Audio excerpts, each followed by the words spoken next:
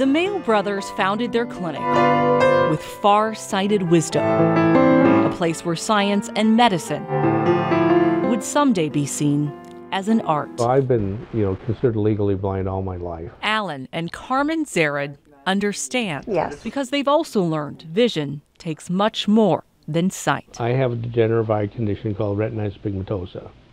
And at this point in my life, it's really degenerated where I just have minimal light perception. Retinitis pigmentosa, or RP, causes blindness when the part of the retina that turns light into vision deteriorates. No motion or anything like that. I obviously can't read. Now at 68, it's been too long without the sights Alan treasures most, his grandchildren and wife. 10 years, I guess. But when I kiss her, I still close my eyes.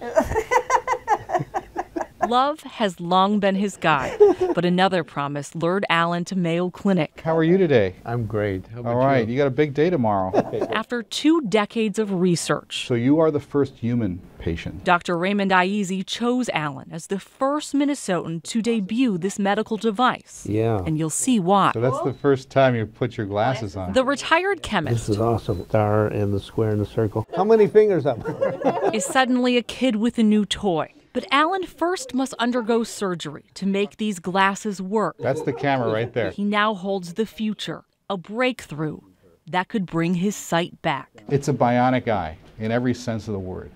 It's not a replacement for the eyeball, but it works by interacting with the eye. I'm ready. To understand how Alan will use a bionic eye, So we'll start with getting the lights down now. pre-op tests give us a glimpse into his world. Vertical. Even in darkness, Horizontal. Alan manages to spot a few glimmers of light. It's just the way he is.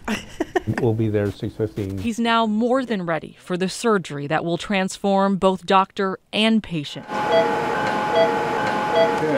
The next morning, Dr. IEZZI carefully inserts 60 electrodes into Alan's retina. Got some good vessels in this area. His life's work in a tiny chip. Dr. IEZZI engineered the first concepts of a retinal prosthesis, now restoring the gap between the eye and the brain. The stimulation only lasts about 2 to 3 seconds. Okay. 2 weeks later, On pins and needles. Or on electrodes, I should say.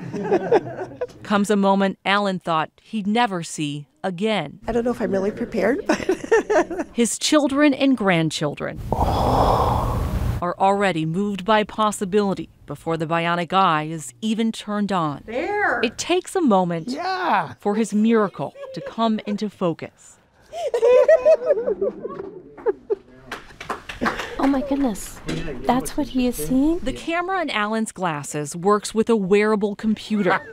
It sends information to those electrodes in his retina and then straight to the optic nerve. Artificial vision, but a genuine gift. It's the flash, and I've got to be able to interpret the changes in that shape. exactly right. Okay, let's do it Okay. again. You're doing great. I picked you up. You picked me up. God bless you.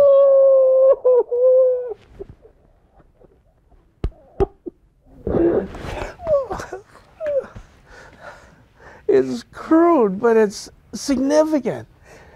It'll work. And perhaps most meaningful Something we'll remember for a long time. to his grandson, Caleb. I knew that I was a carrier, and we always knew if we had a son, he would have a 50-50 chance.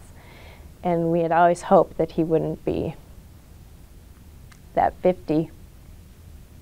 But Caleb now has greater hope for his inherited disease. He can succeed, and that he's defined not by his limitations, but by his abilities that God has given him.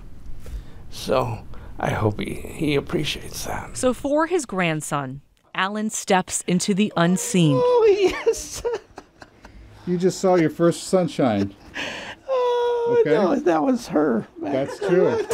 Your reflection is there. So it's Yeah. almost like we're looking into a mirror. Yeah. It's now clear. Vision I know there's something in there. is much more than modern technology. It's very narrow. That's right. Wow. Through Alan's eyes, it's best described as state of the heart. Oh, I can see with my eyes closed.